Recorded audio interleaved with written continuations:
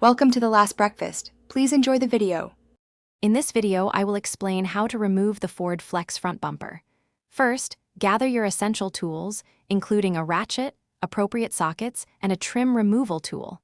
Next, safely lift the front of your vehicle and secure it firmly with jack stands. Finally, remove the front wheels to gain easy access to the fender liner fasteners. This preparation ensures a smooth process.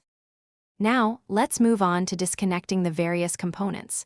Use your trim removal tool to carefully detach the fender liner from the bumper. Next, locate and unscrew all the bolts and clips that secure the bumper to the vehicle's frame. Remember to gently disconnect any electrical connectors for fog lights or other sensors before proceeding further. If you are finding this video helpful so far, please take a moment to subscribe and like it. And on another note, life is too short for a stinky car. Grab a Little Tree's Black Ice Air Freshener to keep your ride smelling great. You can find the link for this product and other great deals in the description below. Now, let's get back to the video. With the initial fasteners removed, it's time to fully detach the bumper. Locate and remove any remaining bolts along the top and bottom edges of the bumper assembly.